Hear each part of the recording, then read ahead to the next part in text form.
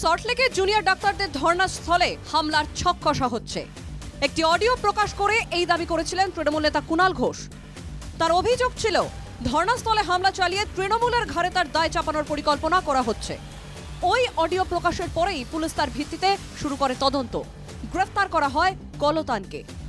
বুধবার হাইকোর্টে বিচারপতি ভরদ্বাজের এজলাসে রাজ্যের তরফে অ্যাডভোকেট জেনারেল কিশোর দত্ত জানান, একই অভিযোগের ভিত্তিতে দুজনকে গ্রেফতার করা হয়েছিল।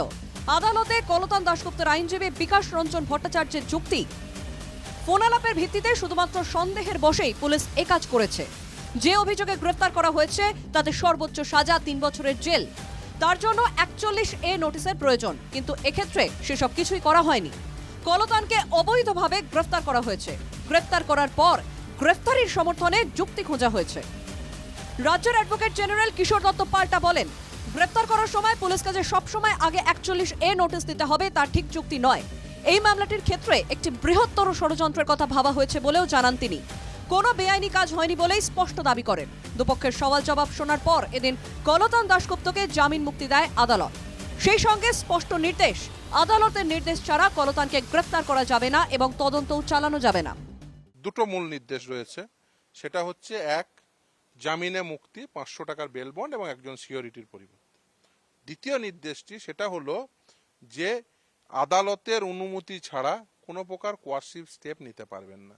কোন ডেকোরেটরের কথা হয়েছিল আর সেই ডেকোরেটর আজকে কথা রাখছে না, এরকম কোনো বলার দরকার হলে তারা বলুন। হঠাৎ গোল গোল করে চক্রান্ত, চাপ, এই ধরনের কথাগুলো আসছে কোথার থেকে? আরজিকর ধর্ষণ খুন কাণ্ডে একটা আপডেট যেটা হয়েছে, আসলে গেস্ট হাউসে সিবিআই নজর দিয়েছে, কারণ টিএমসিপি নেতা আশিস পান্ডে তাকে রাত্রিবাস করেছেন। ঘটনার দিন সল্টলেকের হোটেলে তিনি ছিলেন, তাকে স্ক্যানারের সিবিআই। দেখুন, আমি এটা বলতে পারবো না যে ওই নামে তৃণমূলের ছাত্র পরিষদ ওরা তৃণমূল ছাত্র পরিষদ বলতে পারবে। ফলে তৃণমূল করতো কি করতো না এটা আমার পক্ষে বলা সম্ভব নয়। এই মামলার 4 সপ্তাহের মধ্যে হলফনামা দিতে হবে রাজ্য সরকারকে। পাল্টা 4 সপ্তাহের মধ্যে হলফনামা দিতে পারবেন কলতানও। আগামী 18ই নভেম্বর এই মামলার পরবর্তী শুনানি। সুদীপ্ত চট্টোপাধ্যায়ের রিপোর্ট, NKTV বাংলা।